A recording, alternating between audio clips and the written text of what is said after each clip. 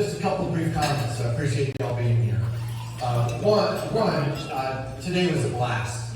And I kept thinking on the course how blessed we are to be able to gather together to play. It was a beautiful day out there. It was just fun.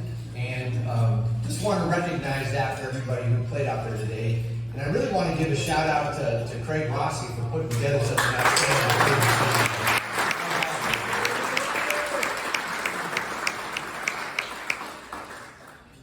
We have a family out here from Virginia, and they've done some events around Coates in their small, city and town in Virginia, and they have a group of friends that support Jackson, who has Coates.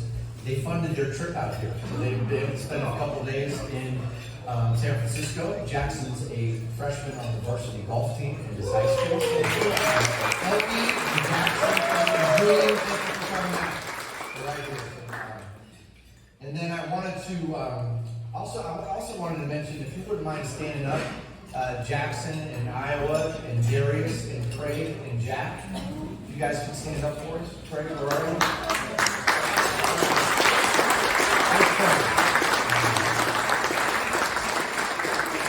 So these are men that have Coates, and that's why we're here. And what I want to tell you guys is that we're here for you. We love you, we support you, and we are here for you. You're not alone in this. And you got a great community and a great group of people that are here to really help you along with this. So just want to let you know from us to you. That's why we're here. Yeah.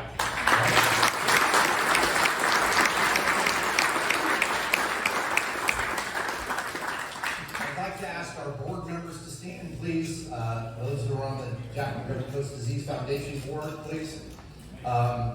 It is a fantastic board. Tina sat me down for a lunch at Joe's of North Beach, 6 or 7 years ago, and asked me to do this. And what a blessing it's been. It is a fantastic, very functional, very productive board. We have Joe Galligan, Tina McGovern, Ed McGovern, Jack McGovern, John Bruno's here, and then I'm going to be turning over the chair of the foundation to Negar Souza.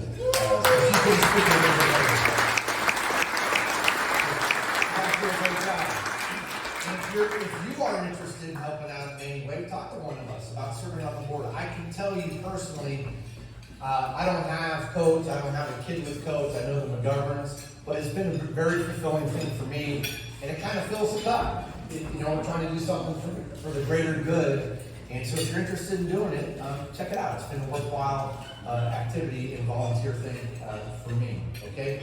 The last two people I want to mention who really are the engines behind this, they do so much work, are the two people that we hire part-time, and they do part-time work full-time. Deborah Marin, our executive director, and Sarah.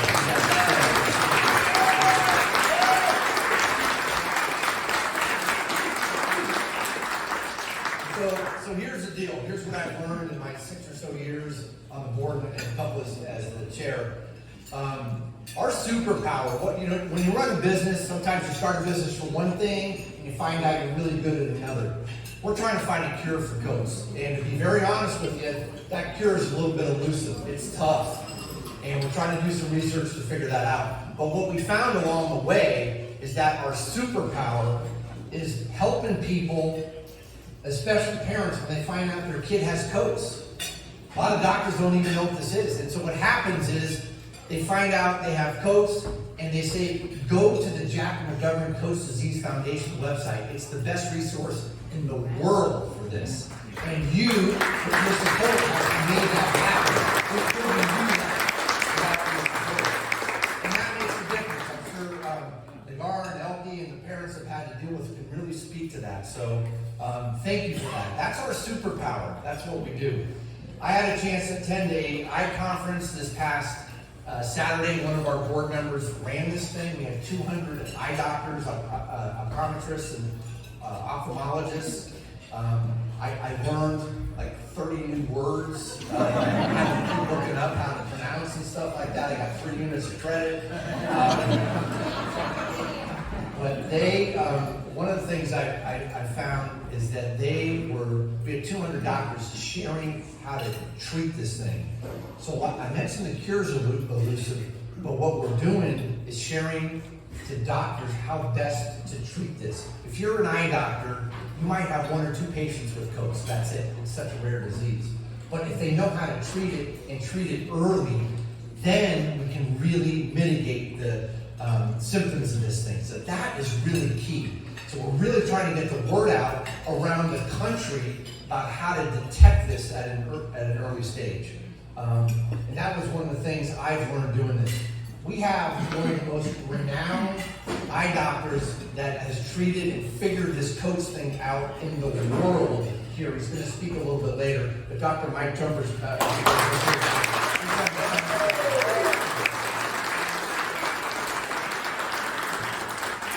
then last 2 things, and I'll shut up and get out of here.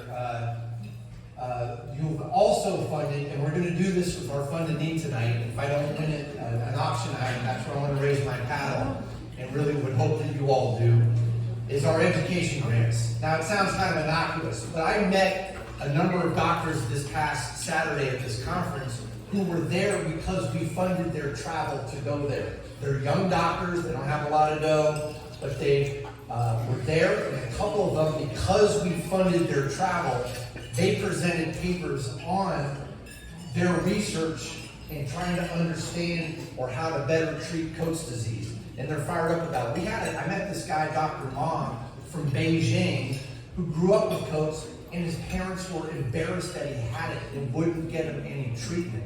So he finally found the connection to get the proper treatment, and he's now studying how to research, and we're going to help fund his research.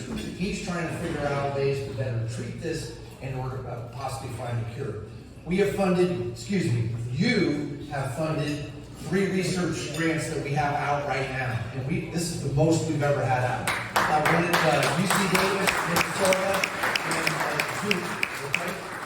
So we'll keep our fingers crossed. And we're talking to Genentech who can do some major stuff in this area. So kind of stay tuned on that. But that's what you do when you support this, all right? So it's been a very effective foundation, and you've been very effective supporters of this. Okay, with that, I'm going to pass the microphone to Dr. Mike Jumper. Okay, thank you very much.